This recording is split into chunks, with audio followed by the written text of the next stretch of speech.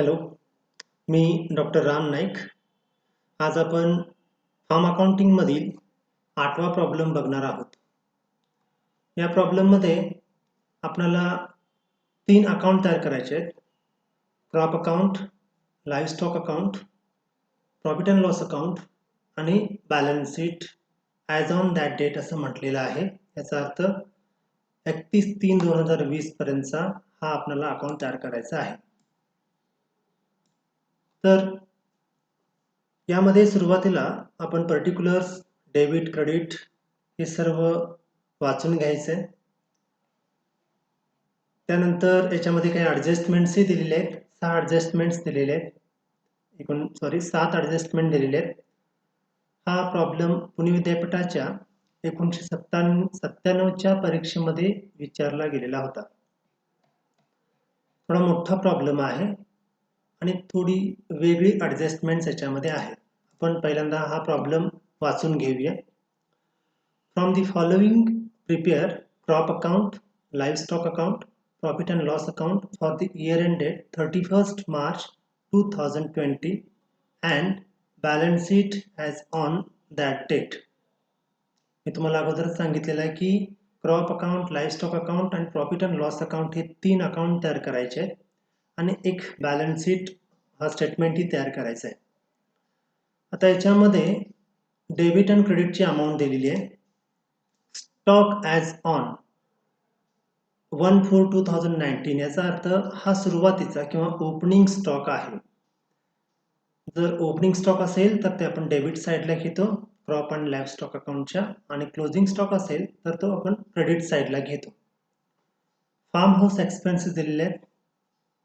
Form house expenses, त्यानंतर crop expenses 2000 दिलेले आहेत. लाईव्हस्टॉक एक्सपेन्सेस दिलेले आहेत. हे बाकीचे सर्व expenses, salary and wages, legal fees, office expenses, staff meal, sundry expenses वगैरे वगैरे याच्यामध्ये तुम्हाला दिलेले आहेत. त्यानंतर सेल्स याच्यामध्ये दिलेले आहेत काही. आता आपण ॲडजस्टमेंट जे महत्त्वाचं आहे ते आपण बघूया. ॲडजस्टमेंट पहिल्यांदा वाचून घ्यायचे आणि त्यानंतर ते ॲडजस्टमेंटनुसार काही टिक मार्क सुद्धा आपण प्रॉब्लेममध्ये करून घ्यायचे आहे. पहिली ॲडजस्टमेंट आहे depreciate machinery by ₹100 and charge it to crop account only. तर मशिनरी किती आहे हे तुम्हाला इथे दिलेले आहे. त्याला टिक मार्क करून घ्यायचं आहे. 22,000ची मशिनरी आहे, याच्यावरती डेप्रिशिएशन किती आहे? 100 चार्ज करायचे आहे. ठीक आहे. याचे 2 इफेक्ट होतील. एक प्रॉफिट अँड लॉस अकाउंटला आणि दुसरा इफेक्ट बॅलन्स शीटमध्ये आपण तिथं लेस म्हणून दाखवणार आहे. परंतु इथं या ॲडजस्टमेंटमध्ये काय म्हटलेत बघा, depreciate machinery by 100 and charge it to crop account only. म्हणजे इथं आपण प्रॉफिट अँड लॉस अकाउंटला दाखवणार नाही, तर क्रॉप अकाउंट ओनली म्हटलेत, फक्त तिथंच दाखवणार आहे. दुसरी ॲडजस्टमेंट आहे crop worth ₹400 was used for feeding livestock. Crop एकूण ₹400ची फीडिंगसाठी किंवा जनावरांच्यासाठी वापरलेले आहे. तर आता या ठिकाणी क्रॉपचं हे उत्पन्न आहे ₹400. त्यामुळं आपण क्रॉप अँड लाईव्हस्टॉक अकाउंटच्या क्रेडिट साईडला क्रॉपमध्ये हे इन्कम दाखवणार आणि त्याशिवाय लाईव्हस्टॉक अकाउंटच्या डेबिट साईडला हे एक्सपेन्सेस दाखवणार, कारण लाईव्हस्टॉकसाठी वापरलं गेलेलं आहे. तर हे कॉन्ट्रा एंट्री होतील इथं. त्यानंतर थर्ड ॲडजस्टमेंट बघा, office expenses and legal fees are purely of administrative nature. म्हणजे हे फक्त आपण कुठे घेणार आहे? प्रॉफिट अँड लॉस अकाउंटलाच घेणार आहे. त्यानंतर charge 10% of salaries and staff meal to livestock account. सॅलरीच्या आणि स्टाफ मिलच्या 10% लाईव्हस्टॉकला दाखवायचे आहे. फोर्थ बघा याच्यामध्ये ॲडजस्टमेंट, 10% सॅलरीच्या आणि स्टाफ मिलच्या लाईव्हस्टॉकला दाखवायचे आहेत. याचा अर्थ बाकी 90% आपण क्रॉपला दाखवणार आहे. त्यानंतर इथंही चार्ज आपण टिक मार्क करून घ्यायचा आहे सॅलरीला आणि मिलला, स्टाफ मिलला. हे स्टाफ मिल आहे आणि इथं मॅनेजर्स सॅलरी. हे टिक मार्क करून घ्यायचं आहे, कारण याच्यावरती ॲडजस्टमेंट आहे.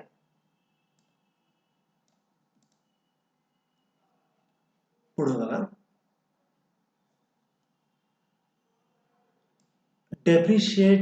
depreciation on tools and implements is to be apportioned between crop and livestock in the ratio of 3:1.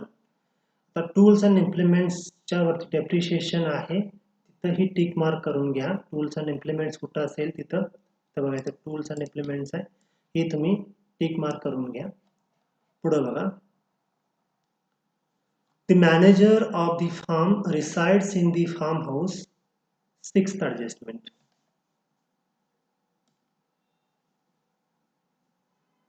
The manager of the farm resides in the farmhouse as free resident but chargeable only 1/3 of the farmhouse expenses and is also entitled to a commission of 5% on profit made by livestock account before his commission.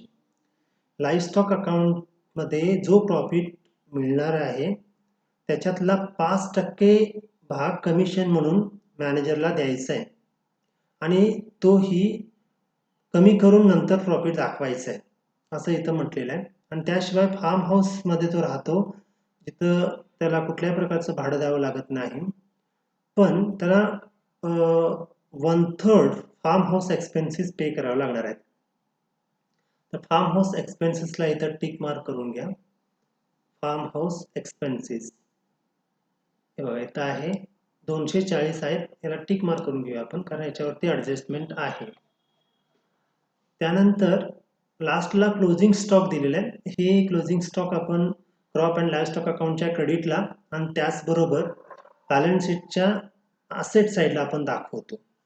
हे सर्व आपण तिथं आपण दाखवणार आहे. Okay, तर अशा पद्धतीनं हा प्रॉब्लेम आहे, खूप काय डिफिकल्ट नाही आहे. आपण स्टेप बाय स्टेप हा प्रॉब्लेम सॉल्व्ह करूया. तर यासाठी आपल्याला 3 अकाउंट विचारलेले आहेत, ते आपण 3 अकाउंट तयार करून घेतलेले आहेत. पहिल्यांदा इथं क्रॉप अँड लाईव्हस्टॉक अकाउंट तयार केलेलं आहे, इथं प्रॉफिट अँड लॉस अकाउंट तयार केलेलं आहे आणि सगळ्या शेवटी बॅलन्स शीट तयार केलेलं आहे. सुरुवातीला आपण क्रॉप अँड लाईव्हस्टॉक अकाउंटच्या डेबिट साईडला हा ओपनिंग स्टॉक जो आहे तो आपण घेऊया. इथं आपण म्हणूया टू ओपनिंग स्टॉक. जो क्रॉपचा आहे तो क्रॉपला दाखवूया आणि लाईव्हस्टॉकचा लाईव्हस्टॉकला. तर लाईव्हस्टॉक आहे 6,000, लाईव्हस्टॉकचा आहे 6,000 आणि क्रॉपचा आहे 4,000 ओपनिंग स्टॉक. किंवा तुम्ही इथं खाली क्रॉप म्हणा 4,000, लाईव्हस्टॉक इथं खाली घ्या 6,000 म्हणा, इथं चालू शकेल, किंवा असं म्हटलं तरीही चालेल. त्यानंतर फीड आहे, टू फीड. फीड म्हणजेच काय, खाद्य, हे जनावरांना लागतं, ते आपण लाईव्हस्टॉक मध्ये घेऊया. अमाऊंट आहे 200. त्यानंतर farm house expenses. Farm house expenses वरती ॲडजस्टमेंट आहे. आपण इथं फक्त हे लिहून ठेवूया, नंतर ॲडजस्टमेंट बघताना व्यवस्थित बघूया. त्यानंतर क्रॉप एक्सपेन्सेस आहेत 2,000. टू क्रॉप एक्सपेन्सेस हे क्रॉपला येणार आहेत 2,000. त्यानंतर आहेत लाईव्हस्टॉक एक्सपेन्सेस 5,500. To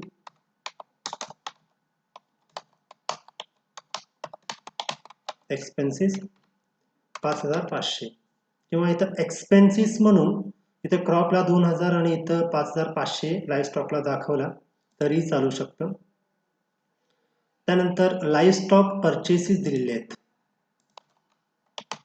to लाईव्हस्टॉक purchases.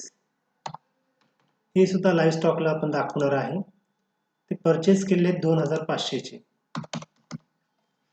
त्यानंतर पुढे बघा, salaries and wages farm labour क्रॉपचं दाखवलं, याच्यावरती ॲडजस्टमेंट नाही आहे, पण मॅनेजर सॅलरीज अँड स्टाफ मिलवर ॲडजस्टमेंट आहे. त्यामुळं फार्म लेबर आपण घेऊया त्या ठिकाणी. टू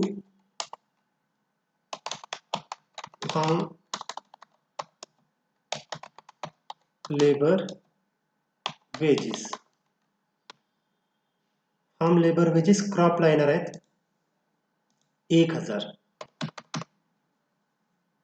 त्यानंतर मॅनेजर्स सॅलरी जी आहे ती याच्यावर ॲडजस्टमेंट असल्यामुळे आपण इथं फक्त लिहून ठेवूया.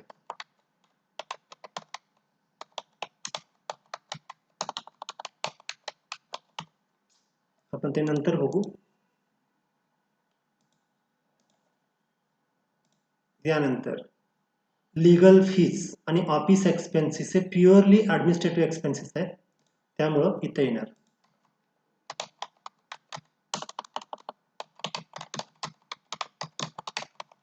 लीगल फीज अमाऊंट आहे 600 आणि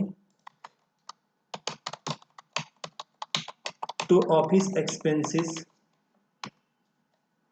त्याची अमाऊंट आहे 200. आता स्टाफ मिल याच्यावरतीही ॲडजस्टमेंट आहे, त्यामुळे फक्त आपण इथं लिहून ठेवूया.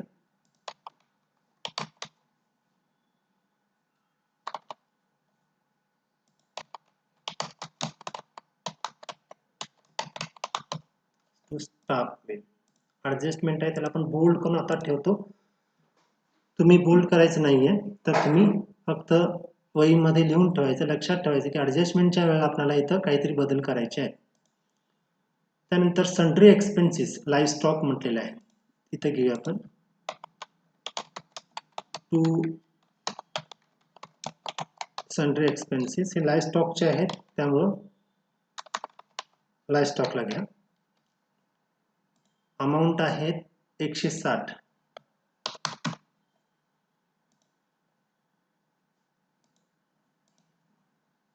त्यानंतर repairs to machinery. Repairs to machinery, machinery कुठं वापरली जाते? शेतामध्ये. त्यामुळं रिपेअर्स आपण कुठे घेणार? क्रॉपला. टू रिपेअर्स टू मशिनरी क्रॉपला आपण दाखवणार आहे. अमाऊंट आहे 400. त्यानंतर रिपेअर्स अँड मेंटेनन्स, इथं लाईव्ह स्टॉक म्हटलं. तर रिपेअर्स अँड मेंटेनन्स लाईव्ह स्टॉकला काय नाही आहे, हे चुकून झालेल्याची शक्यता आहे. तर लाईव्ह स्टॉक इथं जरी म्हटलं असेल तरी रिपेअर्स अँड मशिनरी मेंटेनन्स हे मशिनरीसाठी वापरलं जातं आणि मशिनरी क्रॉपसाठी वापरलेली आहे. याचा अर्थ हे 100 रुपये सुद्धा आपण क्रॉपलाच दाखवणार आहे. रिपेअर्स अँड मेंटेनन्स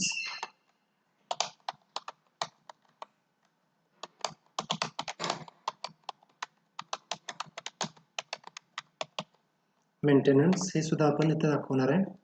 ची अमाऊंट आहे 100. त्यानंतर इंटरेस्ट ऑन लोन,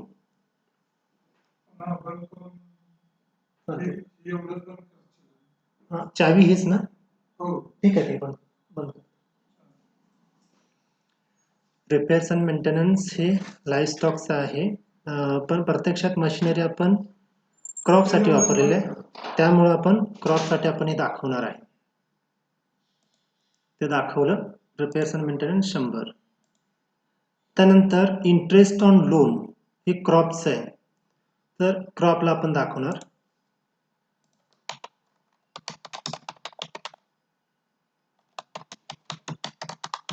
क्रॉपलाच दाखवणार आपण इंटरेस्ट ऑन लोन 600.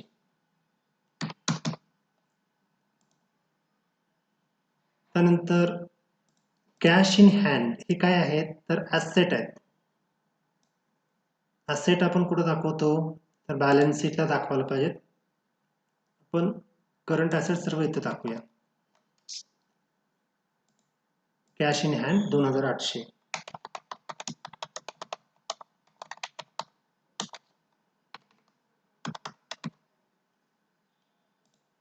त्यानंतर सन्ड्री डेटर्स आहेत 8,000.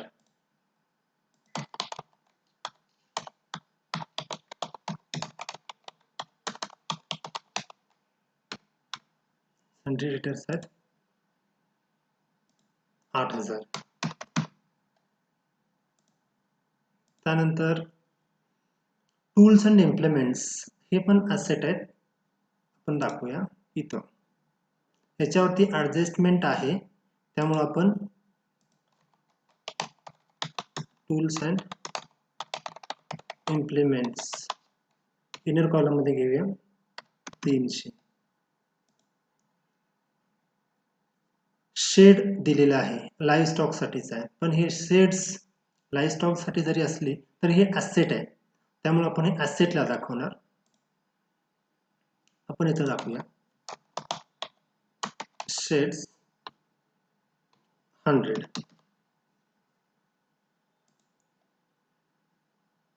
त्यानंतर फार्म मशिनरी दिलेली आहे, ही फिक्स्ड ॲसेट आहे, त्यामुळे आपण इथं दाखवूया. पण याच्यावरती ॲडजस्टमेंट आहे, डेप्रिशिएशन वगैरे चार्ज करायचं आहे, त्यामुळे आपण इथं घेऊया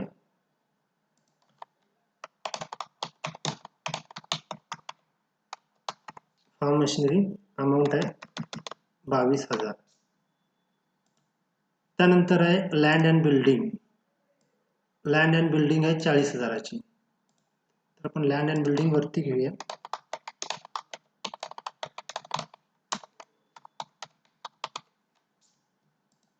डायरेक्टली आउटर कॉलमला, कारण ॲडजस्टमेंट नाही आहे. फक्त इथं आपण वरती फिक्स्ड ॲसेट्स आणि खाली करंट ॲसेट्स घेणार आहोत, म्हणून आपण या ठिकाणी थोडी बदल ॲडजस्टमेंट्स काही केलेले आहेत. फक्त करंट ॲसेट्स दाखवणार आणि वरती फिक्स्ड ॲसेट्स दाखवणार. यानंतर सेल्स आहेत. लाईव्ह स्टॉकची सेल आहे 15,000 आणि कॉर्न अँड स्ट्रँडची सेल आहे 7,000. तर आपण इथं बाय सेल्स म्हणूया.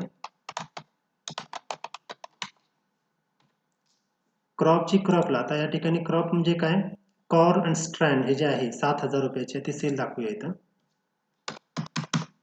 आणि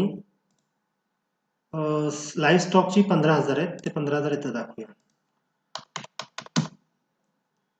यानंतर प्रोव्हिजन फॉर डेप्रिशिएशन दिले 8,000चे, ही प्रोव्हिजन लेस करायला पाहिजे मशिनरी मधून, तर आपण इथं दाखवूया लेस प्रोव्हिजन हे 8,000चे.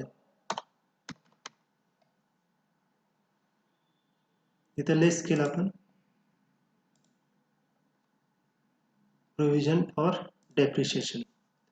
त्यानंतर मॅनेजर्स पर्सनल अकाउंट याच्यावरती ॲडजस्टमेंट आहे. ओके, त्यामुळे आपण हे फक्त इथं लिहून ठेवूया. मॅनेजर्स पर्सनल अकाउंट कुठं येतं तर बॅलन्स शीटला येतं, इथं आपण लिहून ठेवूया मॅनेजर्स पर्सनल अकाउंट.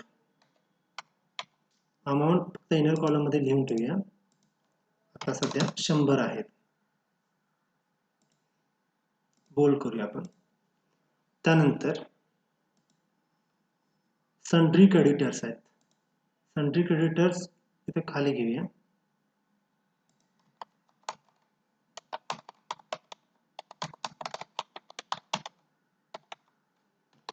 त्याच्यावरती ॲडजस्टमेंट नाही, डायरेक्टली आउटर कॉलम मध्ये घेऊया. 1,000 आहेत, तर आपण 1,000 आउटर कॉलम मध्ये घेऊया. त्यानंतर बँक ओव्हरड्राफ्ट 900 आहेत. बँक ओव्हरड्राफ्ट 900 करंट लायबिलिटीज आहे.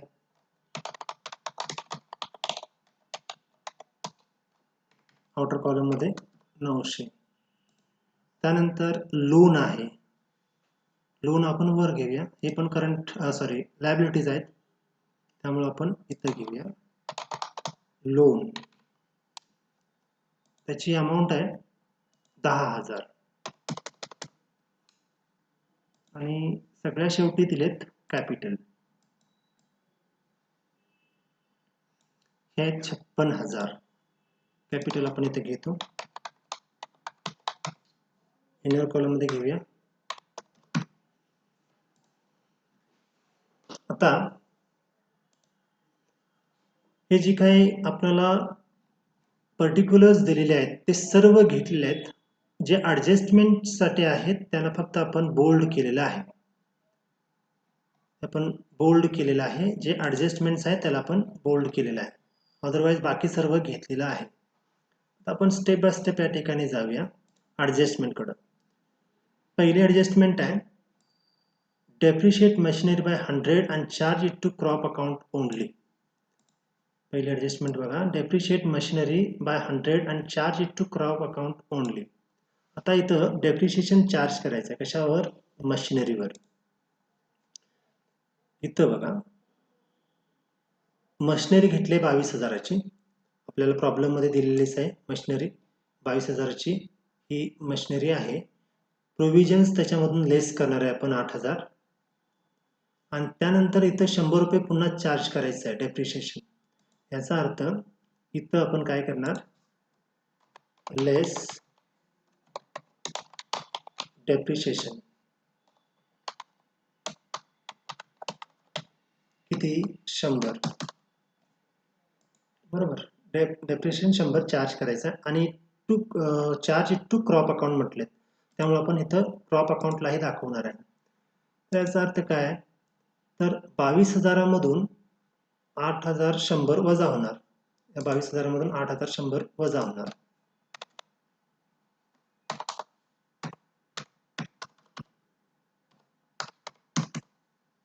किती उतरतात? 13,900. हा याच्यातला एकूण फार्म मशिनरी आता शेवटी 13,900ची शिल्लक आहे. डेप्रिशिएशनची एक इथं एंट्री झाली 100ची. आता दुसरी एंट्री कुठं होणार? इथं होणार. To depreciation on machinery. क्रॉपला 100 दाखवला पाहिजे कारण ही मशिनरी कुठं दाखवा म्हटलेत? डेप्रिशिएशन क्रॉपला. तर सेकंड ॲडजस्टमेंट बघा, 2 एंट्र्या झाल्या. एक आपण कुठं घेतलं? बॅलन्स शीटला. एक इथं घेतलं डेप्रिशिएशनची एंट्री आणि दुसरी इथं घेतली 100 रुपयाची क्रॉपला. Second, crop worth ₹400 was used for feeding livestock. म्हणजे क्रॉप 400 रुपयाचा लाईव्हस्टॉकसाठी वापरलेला आहे. याचा अर्थ तो क्रॉप सेक्शनचा उत्पन्न आहे तो इथं दाखवणार आपण. काय म्हणून दाखवणार? तर बाय लाईव्हस्टॉक. कोणाला दिलं? तर लाईव्हस्टॉकला दिलं. अमाऊंट किती आहे? 400. 400चा क्रॉप इन्कम आहे तो इथं दाखवणार आणि बरोबर याच्या साईडला डेबिट साईडला to crop account contra entry आहे 400. लाईव्हस्टॉकला एक्सपेन्सेस दाखवणार.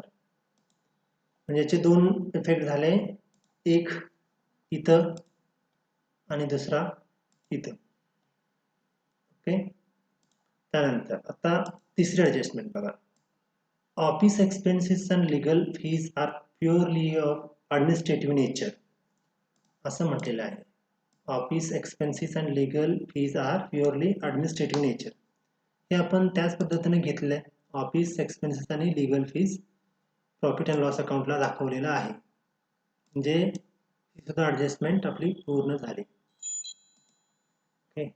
त्यानंतर charge 10% of salaries and staff mill to livestock. हे महत्त्वाचं आहे. तर salaries and staff mill, salaries किती आहेत बघा, ॲडजस्टमेंटमध्ये आपण टिक केलेली बोल्ड केलेलं आहे ते. सॅलरीज कुठं आहे बघा,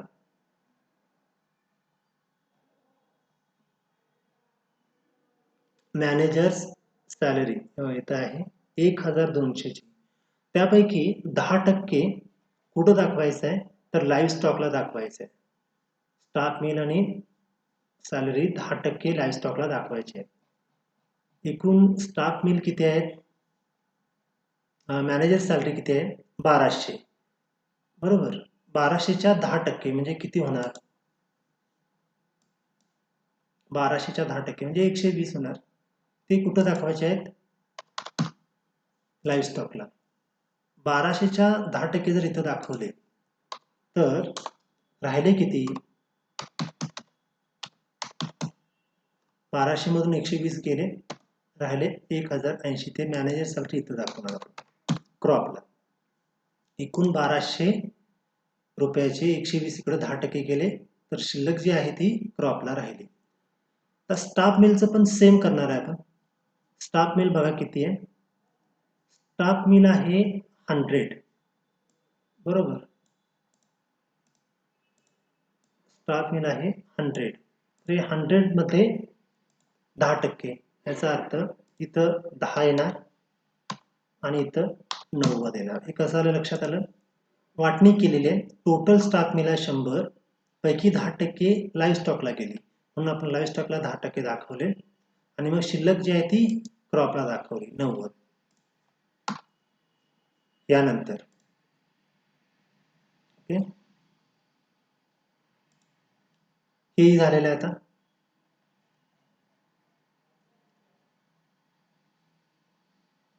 काय केलं आपण? इथं charge 10% salaries and staff mill to livestock account, हे झालं. आता पुढे बघा.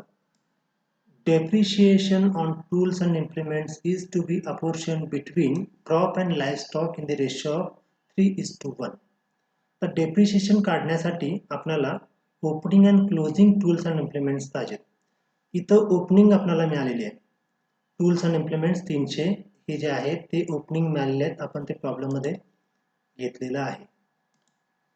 बघा इथं ओपनिंग टूल्स अँड इम्प्लिमेंट्स 300 इथं घेतलेलं आहे. आता याच्यामधून क्लोजिंग जर लेस केलं आपण, क्लोजिंग जर इथं घेतलं आपण, तर काहीतरी शिल्लक आपल्याला रक्कम दिसेल. तर क्लोजिंग शेवटी दिले तुम्हाला इथं किती आहे? टूल्स अँड इम्प्लिमेंट्स इथं बघा 100 आहे. तर याचा अर्थ ते आपण इथं घेऊया 100. याचा आता डिफरन्स किती आला? 200चा. ओपनिंग 300 होते, शेवटी शिल्लक राहिले 100. ओपनिंगला 300 आणि क्लोजिंगला इथं किती दिले? 100. याचा अर्थ डेप्रिशिएशन कितीचा आहे? 200चा डेप्रिशिएशन. आता हे 200 जे आहेत ते वाटायचे कशात बघा. इथं म्हटलेत depreciation on tools and implements is to be apportioned between crop and livestock in the ratio of 3:1. क्रॉपला 3 आणि लाईव्हस्टॉकला 1 अशा पद्धतीनं. तर आता या ठिकाणी 200ची वाटणी इथं करणार आहे आपण.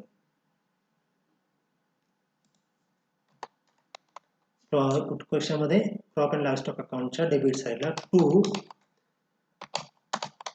Depreciation on tools and implements.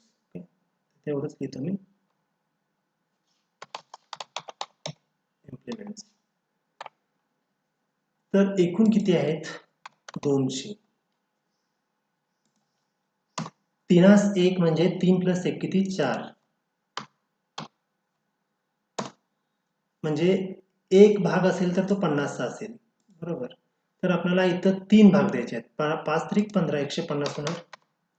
आणि इथं एक भाग असेल तो म्हणजे 50. म्हणजे लाईव्ह स्टॉकला आपण 50 देणार आणि क्रॉपला आपण 150. 3:1. इथं 3 भाग आहेत.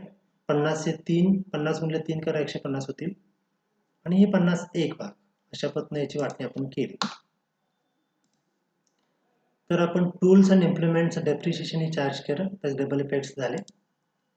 त्यानंतर महत्वाचं म्हणजे आता इथं आहे बघा, manager of the farm resides in the farmhouse as a free residence but chargeable only 1/3 of the farmhouse expenses and is also entitled to commission of 5% on profit made by livestock account before his commission. महत्वाचं adjustment आहे. याच्यामध्ये काय म्हटलंय की manager form हाऊसमध्ये राहतो आणि ते फ्री आहे. एकूण जे फार्म हाऊसचे एक्सपेन्सेस आहे त्याच्यातला 1/3 भाग तो स्वतः बेअर करतो किंवा देतो. आणि त्यानंतर कमिशन सुद्धा त्याला मिळतं 5% लाईव्हस्टॉक अकाउंटच्या प्रॉफिटमधून. तर सर्वात अगोदर आपण असं डिवायडेशन करूया दोन पार्टमध्ये. एक म्हणजे मॅनेजर फार्म हाऊसमध्ये राहतो आणि त्या फार्म हाऊसचं भाडं त्याला द्यावं लागत नाही, मात्र तिथला जो एक्सपेन्सेस आहे त्याच्यातला 1/3 तो बेअर करतो किंवा देतो. तर फार्म हाऊस एक्सपेन्सेस आपल्याला ऑलरेडी दिलेली आहे. तो पहिल्यांदा भाग आपण क्लिअर करून घ्या. फार्म हाऊस एक्सपेन्सेस इथं दिलेली आहे. इथं बघा, फार्म हाऊस एक्सपेन्सेस 240 ची दिलेली आहे. तर या 240 मधला 1/3 स्वतः बेअर करतो, स्वतः देतो. म्हणून आपण काय करणार, इथं आपण फार्म हाऊस एक्सपेन्सेस घेतलेत, 1/3 तो स्वतः बेअर करतो. म्हणजे आता उदाहरण इथं बघा, इथं आपण करूया. अमाऊंट किती आहे ती, फार्म हाऊस एक्सपेन्सेस 240, बरोबर. 240 आहे, 1/3 तो स्वतः बेअर करतो. म्हणजेच काय,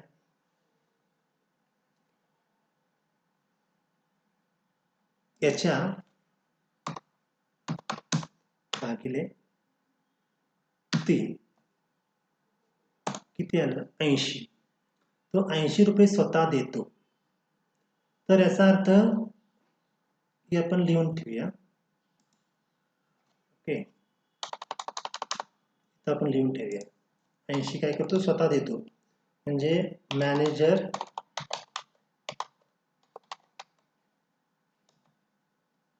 पे हाऊस एक्सपेन्सेस किती, 80. मूळ रक्कम किती आहे, 240. फार्म हाऊस एक्सपेन्सेस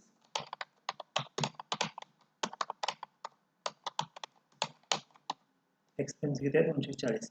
त्यापैकी हा 80 रुपये देतो, तर राहिले किती, रिअल अमाऊंट किती आहे, 240 मधून 80 जर गेले तर राहतात 160, बरोबर. तर हे तुमच्या माहितीसाठी फक्त 160 जे आहे ते 160 इथं आपण दाखवणार आहे. कुठं, फार्म हाऊस एक्सपेन्सेसला. आता फार्म हाऊस एक्सपेन्सेसला इथं काय करणार आपण, 160 दाखवणार. ओके, क्रॉप म्हणजे शेतीमध्ये असणार आहे, त्यामुळे फार्म हाऊस इथं दाखवलं आपण 160. आता याच्यात एकूण टोटल 240 आहे, आपण बघितलं इथं इथे आहे 240 आहे, पण त्या 240 मध्ये त्याची पण अमाऊंट असल्यामुळे आपण इथे किती दाखवली, 160 फार्म हाऊस एक्सपेन्सेस. आता हे 80 जे आहेत ते मॅनेजरच्या अकाउंटमध्ये आपल्याला दाखवावं लागणार आहेत, म्हणजे हे लेस करावं लागणार आहे. मॅनेजर पर्सनल अकाउंट 100 झालं. आता याच्यामध्ये ऍड कमिशन पण करावं लागणार आहे आणि त्यानंतर आपण 80 लेस करणार आहे. तर हे फक्त लक्षात ठेवा, महत्वाचं आहे. हे कसं आलं तुमच्या लक्षात आलं, फार्म हाऊस एक्सपेन्सेस 240 आहेत, मात्र मॅनेजरने जे पे केलेले आहेत ते 1/3 याच्या, म्हणजे ते 80. 240 भागिले 3 केलं तर एक भाग कळतो आपल्याला, ते 80. म्हणजे रिअल अमाऊंट त्याची किती आहे फार्म हाऊसची, आता 160 इथं आपण घेतलेलं आहे, 160. आता त्या ॲडजस्टमेंटमध्ये आणखी हा पहिला भाग झाला, त्याची डिवायडेशन केलं आपण दोन पार्टमध्ये. आता दुसरा पार्ट जो आहे तो आहे बघा, is also entitled to a commission of 5% on profit made by livestock account before his commission. म्हणजे लाईव्हस्टॉक अकाउंटचा प्रॉफिट मधला 5% भाग सुद्धा त्याला द्यायचा आहे आणि तोही नेट प्रॉफिट मध्ये कमी करून दाखवायचा आहे, सॉरी ग्रॉस प्रॉफिट मध्ये कमी करून दाखवायचा आहे. ठीक आहे, तर आपण हा भाग प्रॉफिट काढताना बघूया. म्हणजे मॅनेजरचा जो भाग आहे अजून तो पूर्ण झालेला नाहीये, तो आपण पेंडिंग ठेवतोय, कारण पुढं प्रॉफिट काढण्यासाठी अजून काही घटक लागतात, ते आपण पहिल्यांदा घेऊया. त्यानंतर क्लोजिंग स्टॉक जे आहे ते आपण घेऊया. क्लोजिंग स्टॉकच्या दोन इफेक्ट्स होतील, इथं आपण दाखवूया. बाय क्लोजिंग स्टॉक, क्रॉपला दाखवा. ग्रोईंग क्रॉप 2000 आणि त्याचबरोबर लाईव्ह स्टॉक आहे 8000. यानंतर पुढे बघा, टूल्स आणि इम्प्लिमेंट्स ऑलरेडी आपण घेतलेली आहे, पण पुन्हा या ठिकाणी आपल्याला घ्यायची काही गरज नाही आहे. नंतर फीट.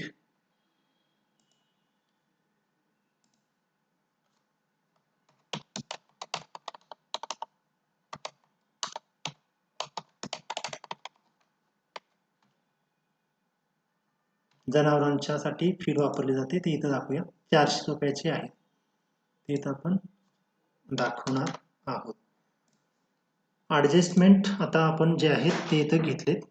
आता याचा दुसरा कुठं होणार, इकडे होणार.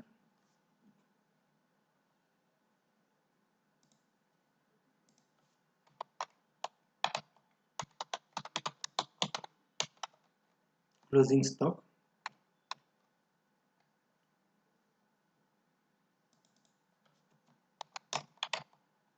समजा क्लोजिंग स्टॉक आणि खाली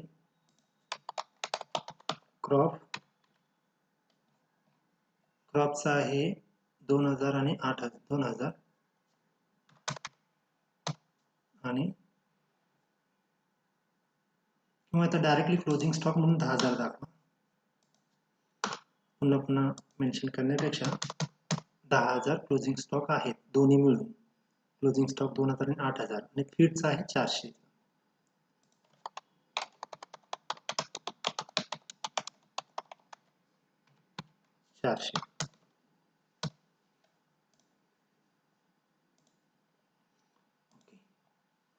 तर ॲडजस्टमेंट सर्व घेतलेले आहेत. फक्त एक राहिलाय तो म्हणजे फक्त एवढाच पार्ट. 6वा ॲडजस्टमेंट आपल्याला अजून बघायचा आहे. त्याच्यातला एक पार्ट आपण बघितलाय तो म्हणजे फार्म हाऊस एक्सपेन्सेसचा. आता फक्त कमिशनचा जो आहे तो प्रॉफिट काढल्यानंतर तो चार्ज करायचा. बाकी अकाउंटमध्ये इथं जे तुम्हाला दिले ट्रायल बॅलन्समध्ये ते आणि ॲडजस्टमेंट सर्व झालेले आहेत फक्त एक सोडून. आता आपण अकाउंट क्लोज करूया, कारण प्रॉफिट काढल्यानंतर त्याच्यावरती पुन्हा चार्ज करायचं आहे आपल्याला कमिशन. तर अकाउंट क्लोज करताना पहिल्यांदा क्रेडिट साईडची टोटल बघूया किती येते. तर 9,400 आणि 23,400 ही अमाऊंट आली. ती आपण इकडे घेऊया. तुम्ही कॅल्क्युलेटरवरती काढून पहा. 9,400 आणि 23,400. आता याच्यामध्ये डिफरन्स किती येतो बघा.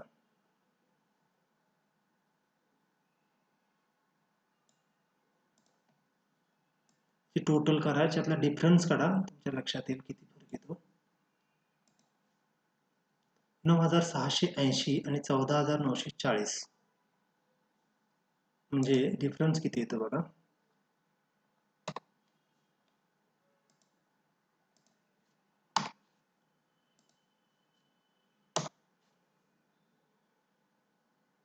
$8,460 8,460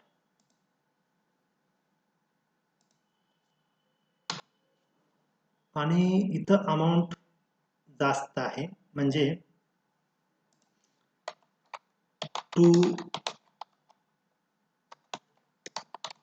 ग्रॉस प्रॉफिट जो आहे तो फक्त इथला आहे 8,460. हा 9,680चा इकडचा डिफरन्स जास्त आहे. 9,680 म्हणजे इथे ग्रॉस लॉस पण आहे क्रॉप सेक्शनला. तर इथं आपण घेऊया 9,680 आणि इथं 23,400 बरोबर आहे. तर 8,460 हा ग्रॉस प्रॉफिट आहे, पण याच्यातून कमिशन लेस करायचे आहेत. आता 8,460 काय करा, 8,460 हा प्रॉफिट आहे, याच्यातला 5% भाग कमिशनसाठी आहे. म्हणजे किती आहे तो 423 बरोबर. इथं तुम्ही घ्या 423 कशासाठी, टू मॅनेजर कमिशन 423. तर याचा अर्थ 8,460 मधून 423 वजा झाले 8,460 460 वजा 423 हे जर वजा झाले तर प्रॉफिट राहतो 8037. इकडचा प्रॉफिट आला 8037. आपण काय केलं बघा, इथं जी रक्कम आली टोटल त्याच्यातून प्रॉफिट आपण इकडं लेस केलेलं आहे, बरोबर. 8460 मधून हे आपण लेस केलं 423, बरोबर. 8460च्या 5% कमिशन किती आलं, 423 ते इथे घेतलं आपण. टोटल प्रॉफिट आला 8460 पैकी कमिशन घेतलं 5%, 423, म्हणजे शिल्लक किती राहणार आहेत 8037. काय केलं आपण, 8460 वजा 423, 8037 इथं आपण घेणार आहे 8037. लक्षात आलं का सगळ्यांच्या?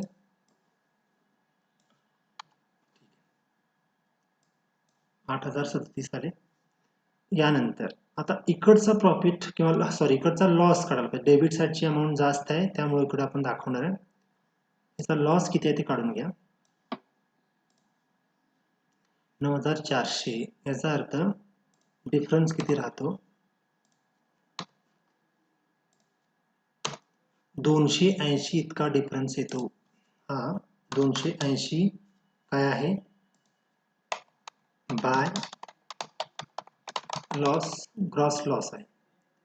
याचा अर्थ काय, तर क्रॉप सेक्शनला लॉस आलाय आणि लाईव्हस्टॉकला प्रॉफिट आलेला आहे. तर आपण जो प्रॉफिट आहे इकडे डेबिट साईडला आहे तो आपण इकडे दाखवणार आहे क्रेडिट साईडला.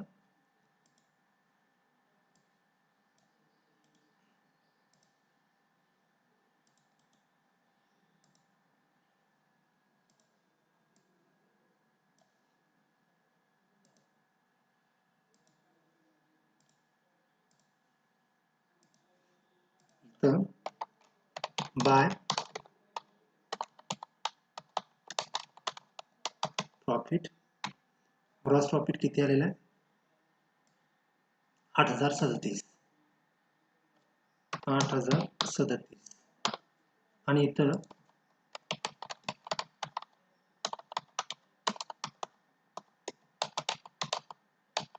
Loss 280,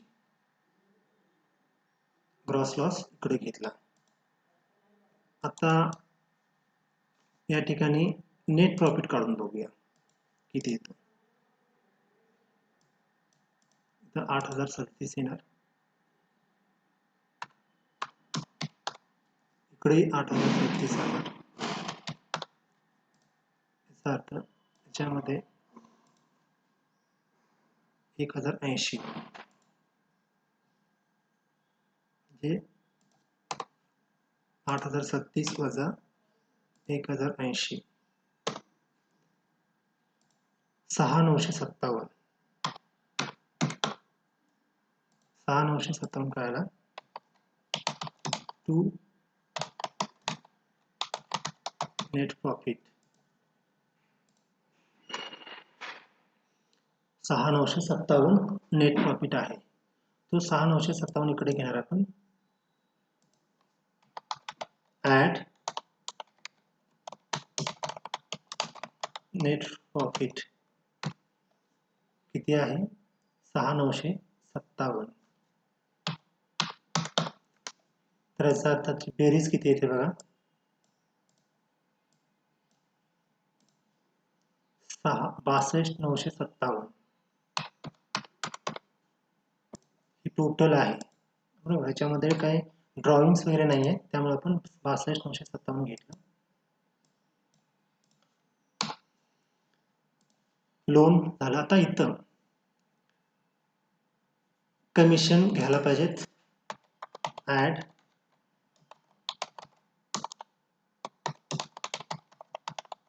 commission. किती कमिशन आहे, मॅनेजर्सची कमिशन आपण मगाशी काढलेलं आहे 423, इथं आपण ऍड करणार आहे 423. आता किती होतात बघा, हे टोटल याची बेरीज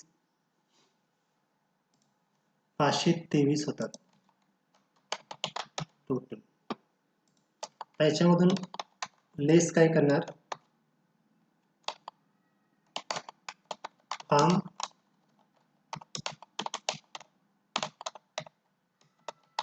हाऊस एक्सपेन्सेस हे 80 आहेत, 80 लेस करणार याच्यातून, म्हणजे 523 मधून 80 लेस करणार.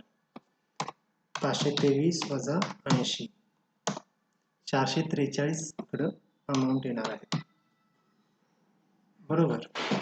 आता हे 443 आले तर आपण सर्व काही घेतलेलं आहे, अकाउंट क्लोज करा. 75,300 ॲसेटची रक्कम आली आणि लायबिलिटीची सुद्धा अमाऊंट 75,300 आलेली आहे.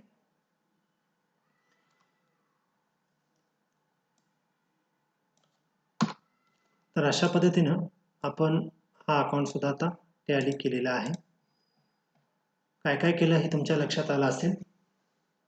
ॲडजस्टमेंट आपण व्यवस्थित पूर्ण केलेले आहेत आणि त्यामुळं शक्यतो ॲडजस्टमेंट व्यवस्थित केले तर प्रॉब्लेम अचूक येतो.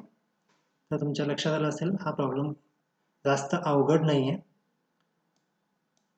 फक्त थोडी ॲडजस्टमेंट आपल्याला समजणं गरजेचं आहे मात्र. ठीक आहे. तर अशा पद्धतीनं आता हा प्रॉब्लेम सुद्धा पूर्ण झालेला आहे. नेक्स्ट लेक्चरमध्ये आपण पुढचा प्रॉब्लेम बघूया.